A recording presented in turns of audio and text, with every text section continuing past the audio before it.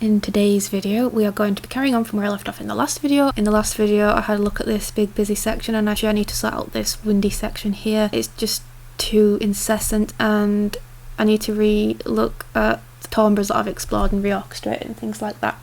But in today's video, I'm going to have a look at this next section here, which is where the texture sort of changes. I don't really like this. I don't like the harmonies that I've explored in that. But I'm going to leave it in for now as placeholders, and I'm going to re-orchestrate. I'm going to tweak it later on, like sort the pitches out as and when. But for now, I am just going to put it in as a placeholder. But I quite like this change in texture. I like what's happening in the clarinets up here. This second one, I think, will be doubled in the horns. I quite like the combination, the clarinet and the horns together. The horns add this sort of mellowy thing. The clarinets have this kind of, it's a woody quality, I guess.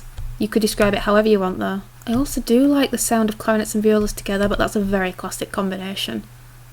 And that's taken up with at the minute. The violas are busy during this, but that could change. And the brass could do something. And we could explore other things in the brass, like lots of percussive stuff, you know. There's lots of sounds you can create, especially when it gets quite quieter and you can hear them more. Ooh, exciting. So first I just need to plot the material.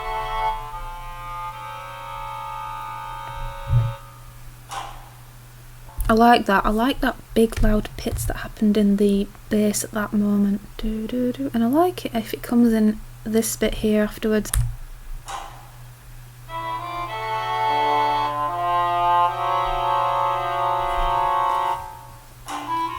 Okay, so then we have to orchestrate the piano bit here, because I'm going to remove the piano bit. I quite like what's happening in the clarinet here. Again, I could change it into different parts, I don't know. Maybe I'll double what's happening in the clarinet in the viola, or maybe it could be a solo. Ooh. This could be a moment where viola and cello gets involved, I think, but then I feel like, oh, the cello and violas have had so much to do. I'll put it in for now because it's like a first draft.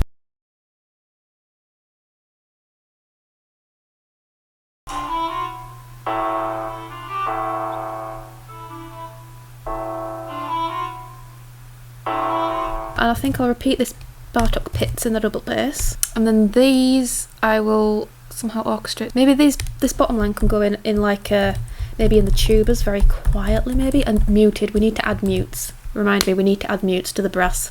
We have two trombones and a bass trombone.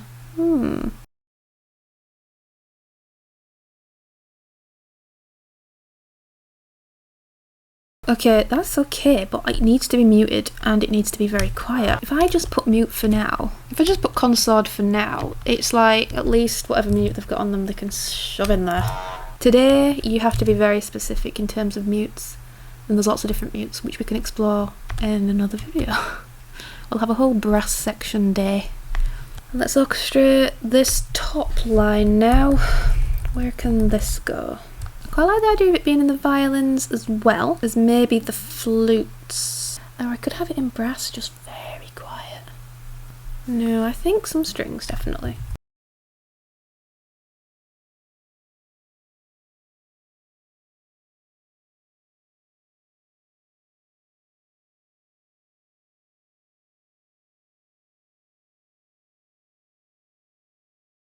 And what I will do is I'll have it really short and sharp.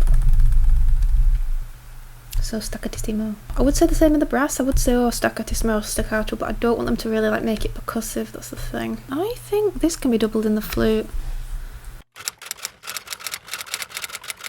Okay, I know what I'm going to do. I'm going to alternate them.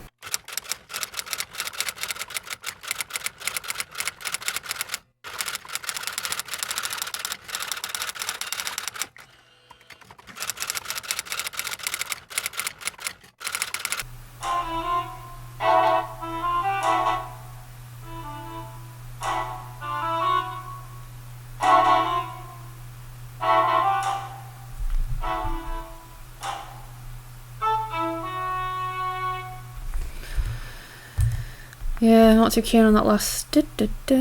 What's the next section about?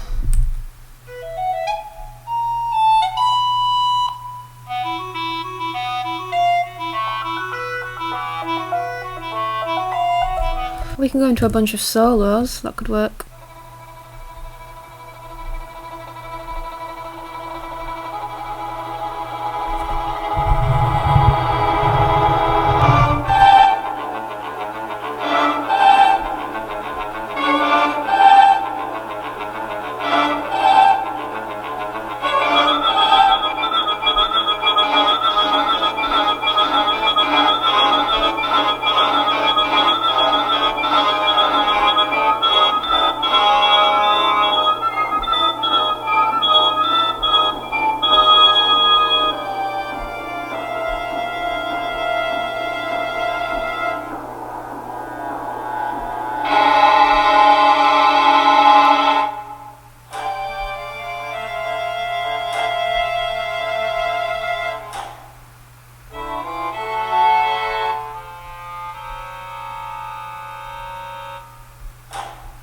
already I know things need to repeat because I think the pacing is a bit off overall. For example, I think this bit could happen again after a bar's rest.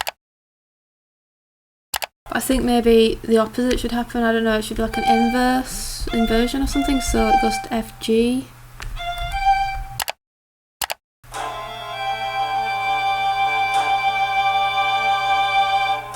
I feel like this whole section should start again, maybe somehow, maybe not this bit, but maybe the loudest bit randomly. I should just throw it in, so I'll do that, but I'll reorchestrate it and add some variety. So for now I'm just plotting material everywhere basically.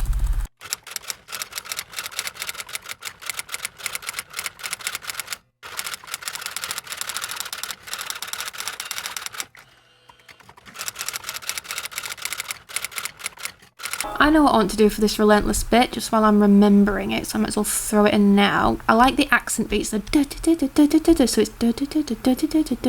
so I think they should alternate. So yeah, the flutes come in at this point, but maybe at this point then the clarinets can accent.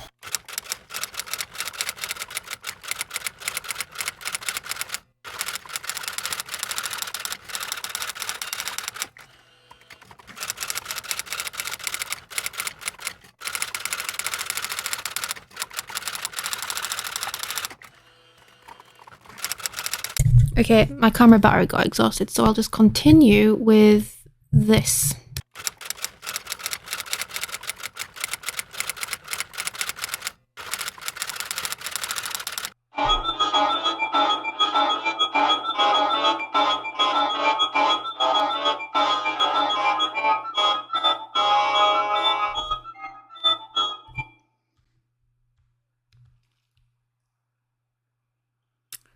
I'll just add, I think, this back.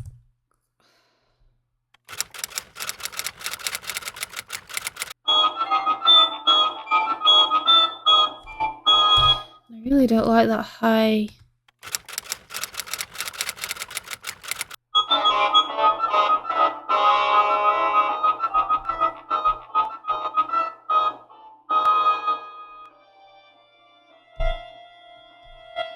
That's better, and I think I'll double this in the